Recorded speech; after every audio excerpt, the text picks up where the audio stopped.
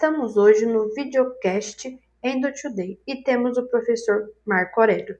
Seja bem-vindo, muito obrigado e vamos direto às perguntas. Frio positivo, até quando isso ainda é reversível? Boa pergunta. Até quando o teste ao frio vai dar que é uma pulpite reversível? É uma pergunta muito comum que nós temos e existe gerar dúvidas. Por que gerar dúvidas? Como interpretar corretamente isso daí? Quando a gente faz o teste de sensibilidade com frio, nós temos as fibras A delta que são próximas à camada odontoblástica, que é na superfície. Então, quando você estimula com frio, elas são estimuladas, elas produzem dor e na hora que você cessa o frio, elas imediatamente param de sentir.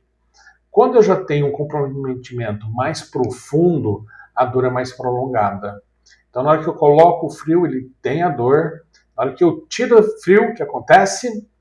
A dor demora um pouquinho mais para passar. Como a dor demora um pouco mais para passar, nós temos uma pulpite irreversível. Então, a grande diferença aqui, quando a gente faz teste de sensibilidade, é justamente isso. Se eu tenho um teste rápido, pico e volta rápido, é pulpite reversível. Quando eu já tenho um prolongamento de dor bastante tempo, isso daí já significa uma pulpite irreversível. Dor à mastigação, problema pulpar, periapical ou trinca? Uma boa pergunta. Gera muitas dúvidas quando eu tenho esse tipo de dor. Bom, então quando a gente vai encarar esses três cenários. Quando eu tenho dor à percussão, existe uma inflamação periapical. E essa inflamação geralmente está associada a processo infeccioso. Já quando eu tenho trinca, geralmente é sintomático. Quando eu vou começar a ter dor com trinca? Quando ela começa a provocar uma inflamação, uma destruição óssea, nós acompanhamos radiograficamente uma destruição paralela ao longo eixo do dente, isso é um forte indicativo que nós temos uma trinca, e a dor só vem mesmo, uma dor mais intensa, quando há separação dessa trinca, quando há já separação do fragmento. Você vai tirar a radiografia, você vai ver o fragmento do dente, começa a pressionar o ligamento periodontal. Quando eu tenho a trinca, geralmente ela passa por um quadro mais assintomático, não com tanta dor. Então, fique esperto quando vai realizar o teste. EPT é teste de frio? O que ele realmente mede? Boa pergunta. Os testes elétricos ou os testes de sensibilidade, eles indicam que a polpa tem uma resposta neural. Não significa que ela não está já contaminada. Ela pode já estar num quadro de necrobiose, ou seja, já existem bactérias dentro da cama pulpar, dissolvendo essa polpa, e com isso vai acontecendo o quê? Vai tendo já um quadro de infecção pulpar, porém ela continua respondendo aos testes de sensibilidade. Teste que indica que tem uma resposta neural, mas já pode estar comprometido. Então, temos que avaliar muito bem. Nunca, jamais faça um teste de sensibilidade em apenas um único elemento dental. Isso daí pode dar falso positivo ou falso negativo. Sempre temos que fazer com os dentes vizinhos ou próximo a eles, do mesmo tamanho e formato. Então, se eu começo por um molar, eu tenho que fazer também em relação a um molar. Então, fique muito bem atento a isso. É muito importante quando nós estamos fazendo os testes. Teste de sensibilidade pode indicar que eu já tenho um quadro de necrose? Pode. Ele vai responder, vai demorar muito ou vai demorar muito tempo para iniciar, e aí você já tem uma suspeita que nós estamos já no quadro de necrobiose. Lembrando-se, não é apenas um único teste que vai fechar o seu diagnóstico. Necrose pulpar pode existir sem dor? Necrose pulpar pode causar sem dor? Pode. Caso típico, trauma. A criança está brincando, ou a mãe está brincando com o bebê dá uma cabeçada para trás, e aí que provoca? Provoca o rompimento do feixe fáscico nervoso. Esse rompimento, ele pode ir para uma necrose completamente assintomática. O paciente não tem absolutamente quadro nenhum, e ainda posso ter uma necrose asséptica, ou seja, sem bactérias. Mas Quando vai haver essa contaminação se o dente está rígido? Essa contaminação vai ocorrer, sabe quando? Via anacorética, via corrente sanguínea. Ele vai escovar os dentes, a bactéria vai cair na corrente sanguínea, vai chegar num tecido que foi necrosado e, consequentemente, nós vamos ter o quê? Um quadro de necrose, e aí a contaminação desse quadro de necrose vai contaminar. Então eu posso ter necrose sem passar por um quadro doloroso? Posso. Especialmente o quê? Traumas. Bem traumas. Ou se não, né, um quadro que o processo de cárie chegou rápido, houve a necrose pulpar não passando pelo quadro de pulpite. É mais raro, mas o mais normal são o quê? Os quadros com trauma. Radiolucidez apical sempre significa infecção endodôntica?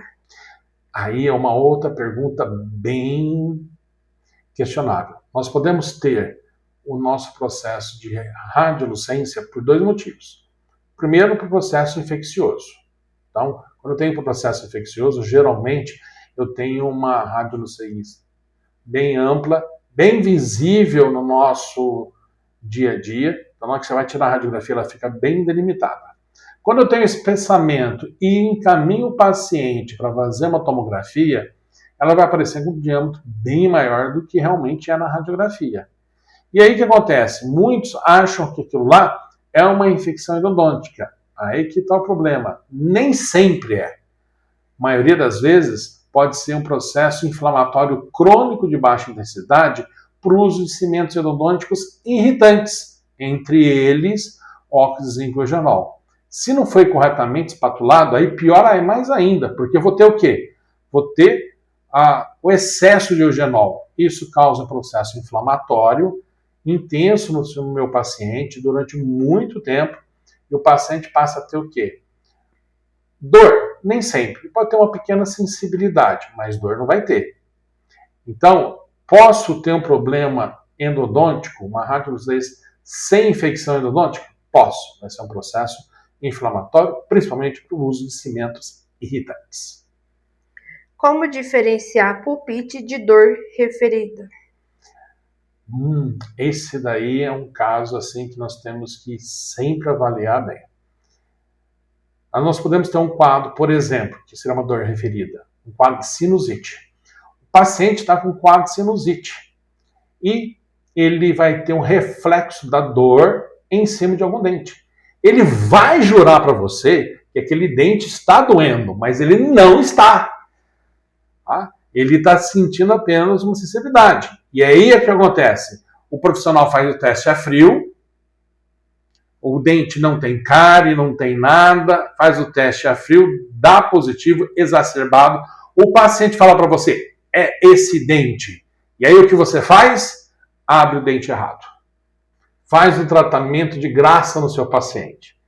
Não, a gente tem que avaliar. Quando você vê um dente rígido, sem nenhum sinal, e está com uma dor intensa, temos que avaliar se não é de outros fatores, como a dor referida.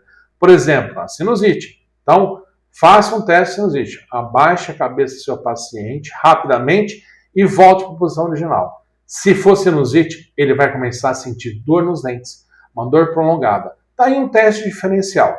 Outros problemas também são o quê? São justamente os traumas de oclusão. Mas aí sempre você vai ter uma condensação óssea na região periapical. Então fique de olho. Muitas vezes o paciente vai chegar para você, vai implorar para você abrir aquele dente e aquele dente não tem problema nenhum. É apenas uma dor referida. Faça todos os testes e fique esperto.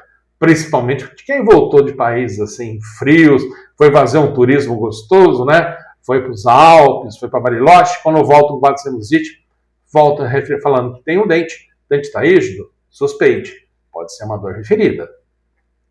Percussão positiva, fecha diagnóstico? Percussão fecha diagnóstico? Não. Ele apenas indica.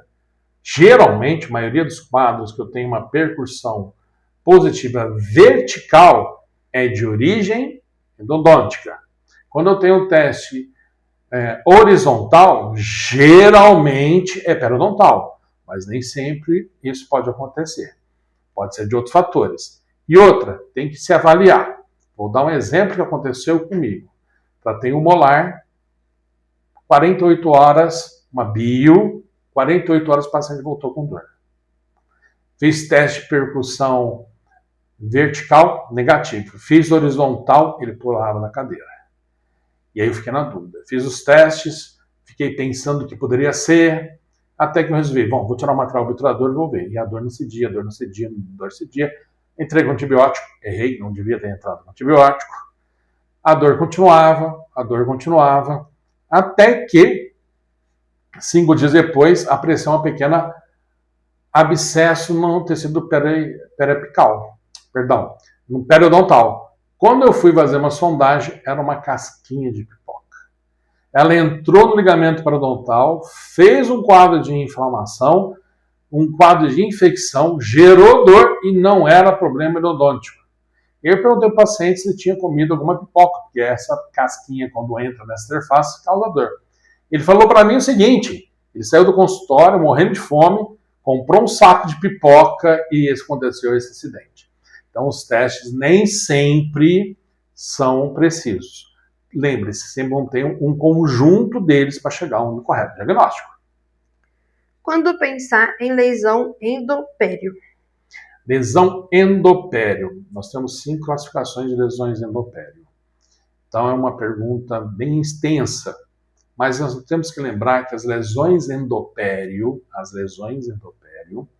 elas são a verdadeira. Eu tenho um problema periodontal associado a um problema endodôntico simultaneamente. Então, o que acontece? O paciente tem uma perda periodontal geralmente horizontal, ou seja, em toda a extensão das arcadas, envolvendo vários elementos dental, e nesse dente eu tenho uma necrose simultânea. E os dois se encontram.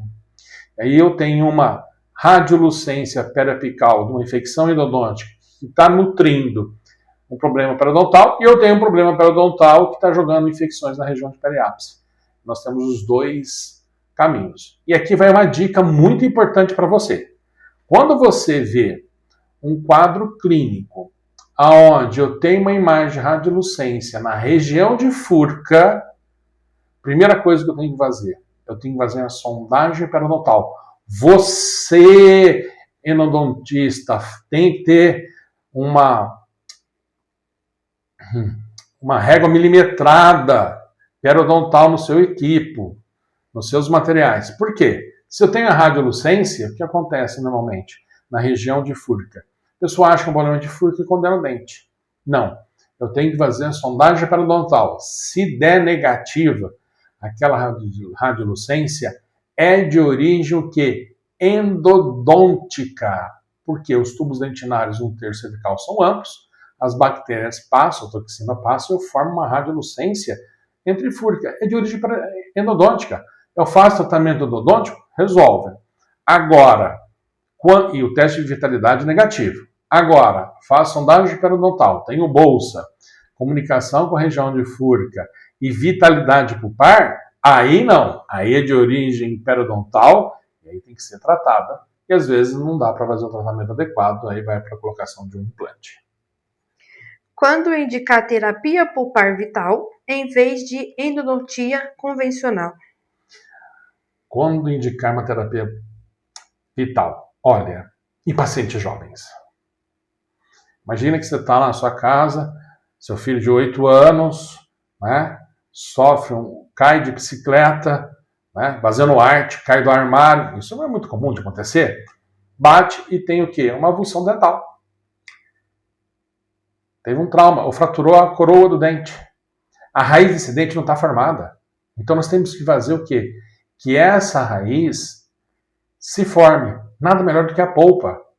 Então, nesse caso, a gente faz uma pulpotomia para evitar o processo para a formação da raiz. Porque fazer apsificação, induzir a apsificação é muito mais complexo do que usar a psigênio, usar o próprio organismo.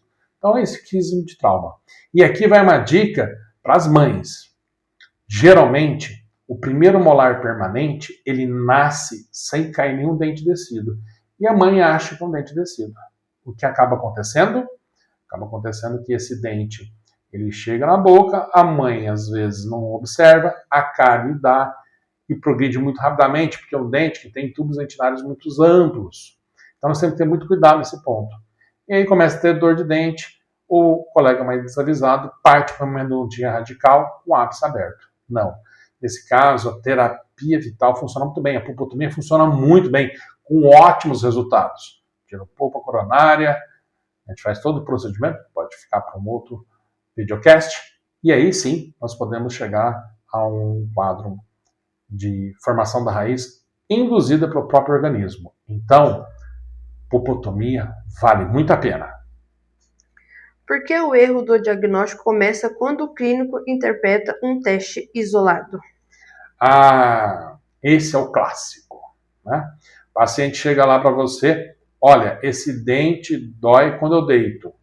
É pulpite irreversível? Já vou fazer endodontia? Olha, nem sempre. Então, toda vez que a gente vai chegar a um diagnóstico, e aqui fica as maiores falhas que nós temos em relação ao diagnóstico, é justamente isso. Nós temos, às vezes, que basear apenas em um único elemento. Não, nós vamos ter. Saber o histórico pregresso, se o paciente já teve dor naquele dente, se ele tem dor espontânea, se ele tem dor provocada ao frio, se ele toma um sorvete, a dor é prolongada. Então, ele tem vários indícios prévios sobre como esse dente se comporta. Aí nós vamos fazer o teste de sensibilidade. No teste de sensibilidade vai ser muito importante, nós vamos ver se aquele dente vai responder ou não, e aí sim nós vamos direcionar. A mesma coisa também quando a pessoa tira radiografia, que é dar diagnóstico com a radiografia. A radiografia não fala para você, eu dou com frio, eu dou com calor. Imagina, não. Tá? Aspecto radiográfico não dá diagnóstico. O que dá diagnóstico é um bom exame clínico, uma boa anamnese, um bom teste de sensibilidade.